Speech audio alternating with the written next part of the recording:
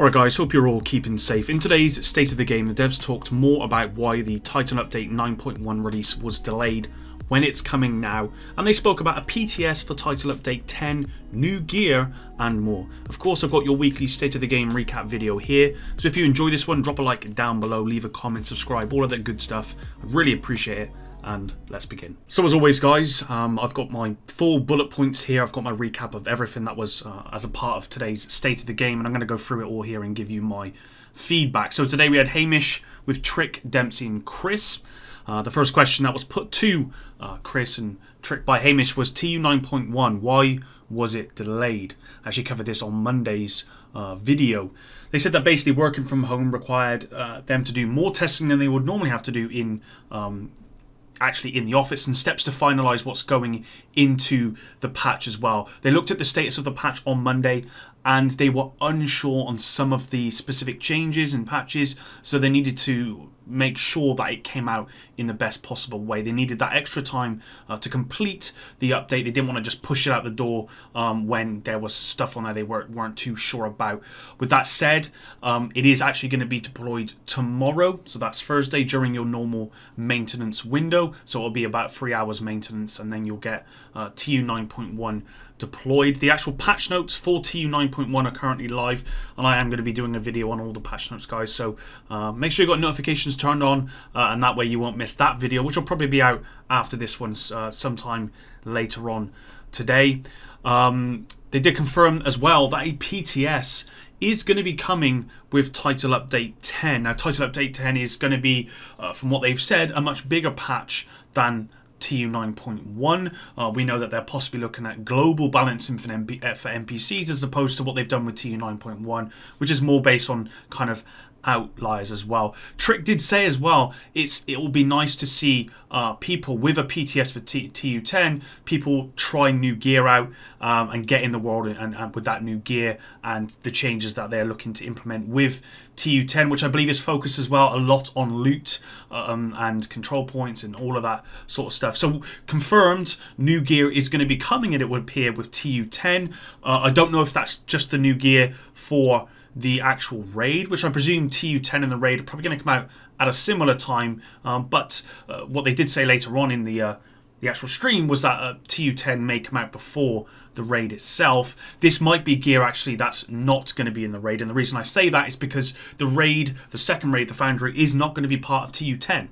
So if it's not part of TU10, it wouldn't really make sense then for you to play with that gear outside of the raid. So it may just be that we're getting new gear in general with TU10. We do know new gear is coming, but we don't know yet what gear it's going to be. They just want to clarify what a PTS is. It's an update only live to a specific server, and they did say that this is actually going to be PC only. Unfortunately for me, because I'm a console player, I do have an account on PC, but I really don't play it, so it's a bit frustrating. However, they did say the reality of a console PTS is it is much more difficult. They need to get certification from Microsoft, Sony, Google for Stadia, and they would rely on them actually responding in a an orderly fashion quickly in order to put the actual PTS out in a good time frame. They said it would just slow things down massively. They would be relying on a third party in order to put that PTS out, and they wanted to get this stuff out. Certainly with TU10 and stuff, they want to make sure this is going out as soon as possible, really, because they realize that people want these changes in, especially with loot and stuff like that, and NPC balancing and stuff like that. People want this stuff in out as soon as possible. They don't want to have to wait another couple of weeks for certification, just for that certification reason only, and I can appreciate that. Again, it's a bit frustrating because as a console player, it's a bit annoying, but it's one of those things. It is what it is. They did say that with the PTS, as always, they are going to put out a bucket list of what they want from the community, kind of like each couple of days to check, i.e., day one they want you maybe to try and break the game and find bugs. Second day they want you to focus on the talent changes and stuff they're looking to implement, and the loot and whatever, and give feedback on that stuff. They may actually put out surveys as well to do with the PTS to assist with that, because that has been beneficial in the past. They said more information on this will be coming soon in the next couple of weeks, and they said it's actually really important for the health of the game going forward that they have this PTS, and something like a PTS is something they look to do with every big title update for that very reason. At this moment in time, the health of the game is of utmost importance. It was then passed over to Trick to talk about what they're doing for TU10, and actually Trick didn't really talk about TU10 at all, so he kind of brushed over that, and I get why. It's quite a long way out. He then started talking about seasons. They said they've got good feedback on seasons, but due to the amount of people actually engaging with the content, it's actually showed a lot of the issues with the game, i.e. NPCs, talents, loot, and that's why there's been so much discussion on the forums and everywhere. They said, some of it's not been nice, obviously, but they need the feedback because it helps them fix the game and helps them try and reach the audience they want to. They said it's actually been nice to see people interacting with the manhunts, especially Jupiter, and getting the feedback on these as well. They started talking about the Mercury Manhunt that's currently live, and Jupiter, the primary target, with the new EMP Sticky Bomb variant, and they're looking to see what people can do with the EMP Sticky variant. Hamish said, talking about other variants are coming down the road with other seasons.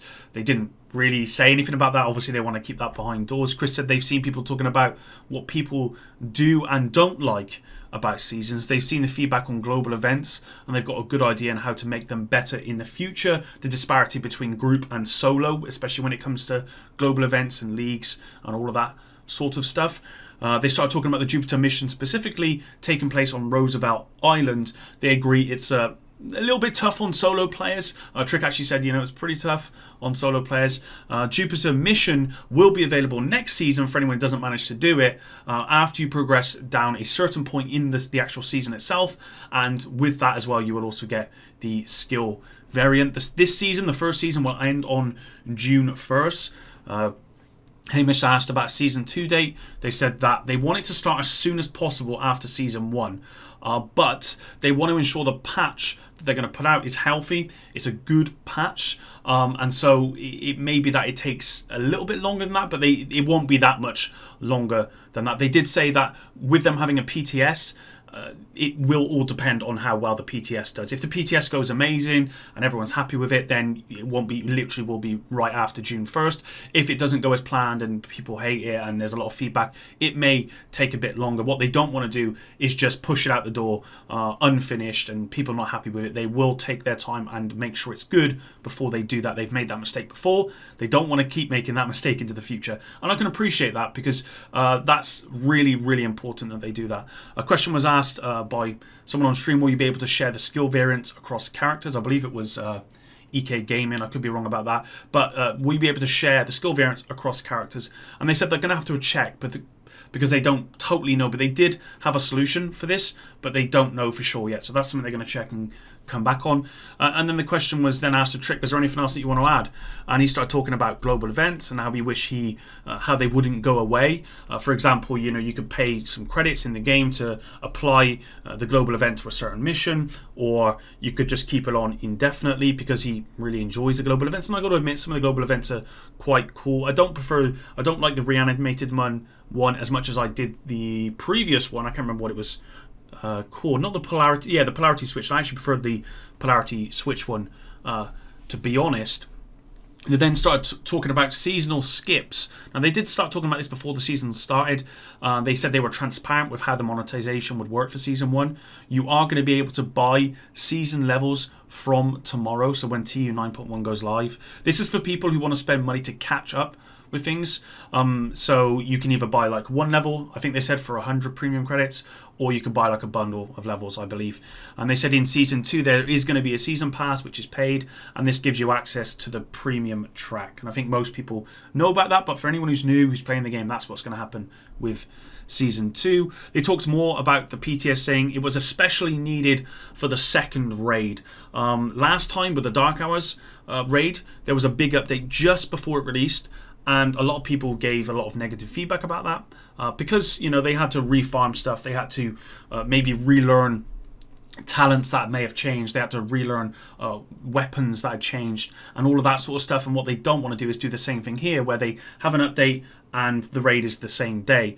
This is when they also confirm that the raid will not be on the PTS, which makes sense. You don't want people going into the PTS, especially PC players, going in there, working out the mechanics, and then when the raid does drop and everyone starts to do it and tries to get that world first, they already know what they're kind of doing, although I would say there is a big data mine out there which may or may not be accurate at the moment.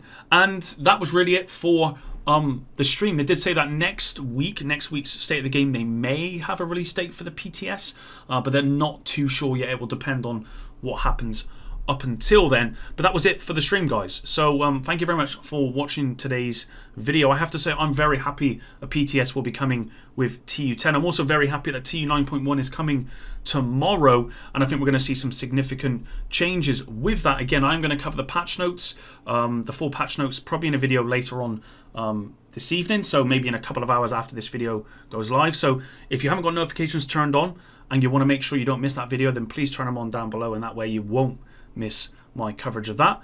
But that's it. Thanks very much for all your support, and until the next one, epic out.